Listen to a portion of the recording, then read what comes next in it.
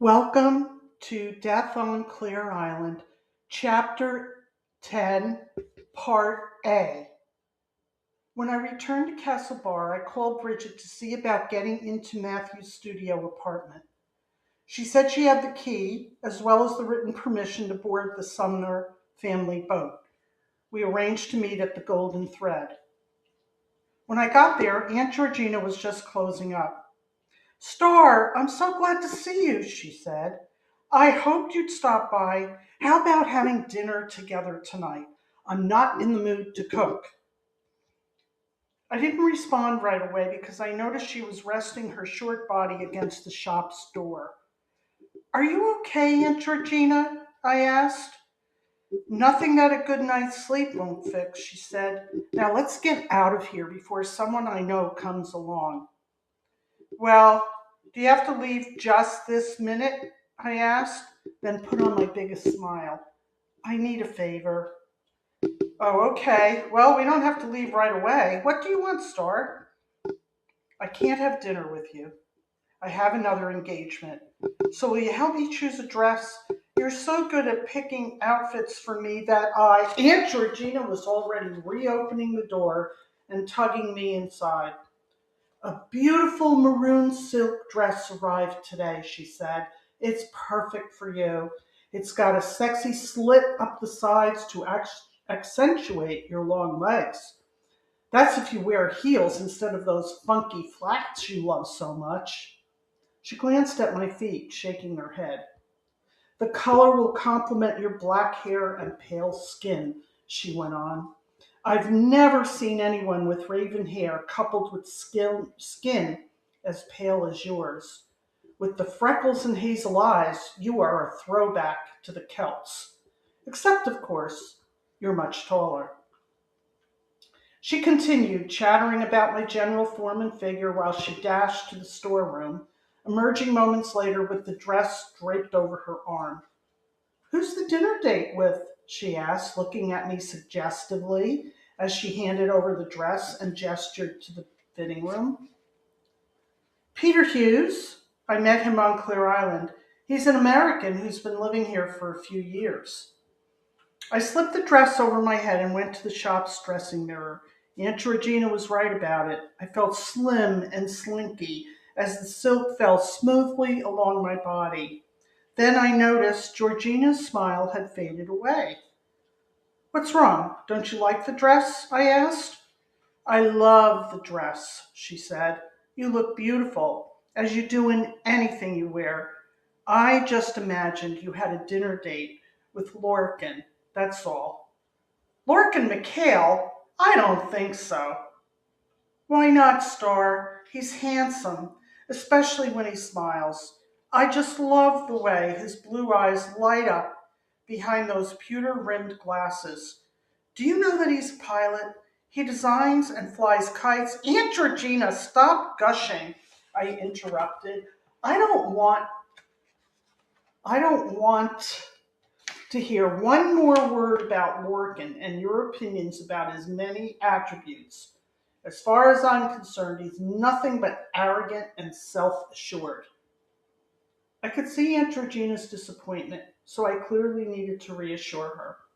Anyway, this is not a romantic dinner. We're two Americans in a foreign country spending time with one another. That's all. And by the way, I'm saying yes, I'll take the dress. Just like on the American TV show. As she rang it up, I imagined what it would be like to date again.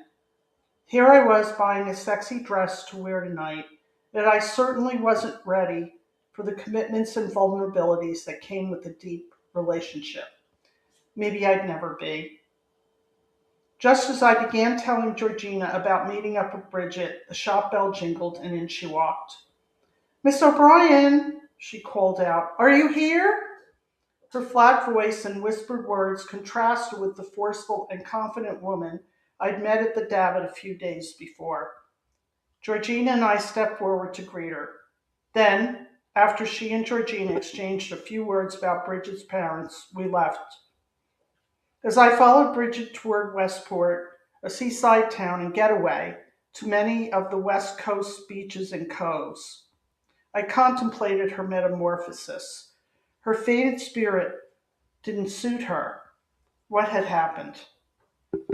Matthew's unit stood in the line of 8 townhouses that comprised Clue Bay Key Estates.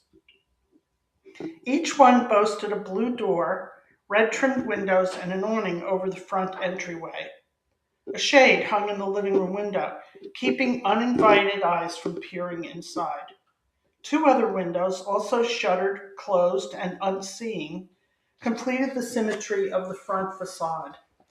Lanky, black wrought iron 18th century style lampposts rose up at the perimeter of the row, and dogwood trees sheltered the sidewalk. The back of the house faced Clue Bay, and the front the Asgard Bar, one of Westport's popular restaurants. This was a high-rent district. So how had Matthew afforded it? Musty air assaulted us when Bridget opened the front door. The darkened hallway that lay before us disappeared toward the back of the house. Wanting to form my own impressions, I asked her not to accompany me into the inky interior. The first thing that struck me as I neared the end of the hallway was the view from the deck. It was an artist's dream, providing a front row seat to the cyclical processes of nature, sunrises and sunsets. I climbed the stairs to the second floor, wanting to see Matthew's studio before anything else.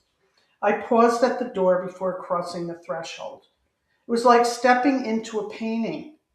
Unlike the shuttered front of the building, the windows up here were naked, gazing out onto the southern shore and aquamarine waters of Blue Bay.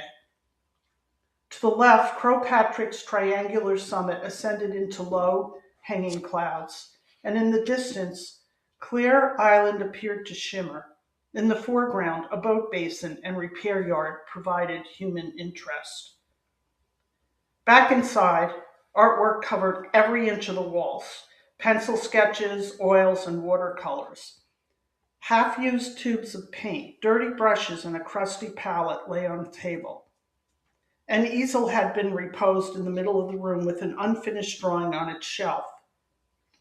In contrast to the warm landscapes outside, the drawing in question depicted roiling, turbulent, and funnel-shaped clouds, painted red and black, rising from a boiling cauldron of water. It looked like an inescapable tornado about to crash onto land. My head swam as the image seemed to whirl before me. Closing my eyes, I sensed the painter's anger.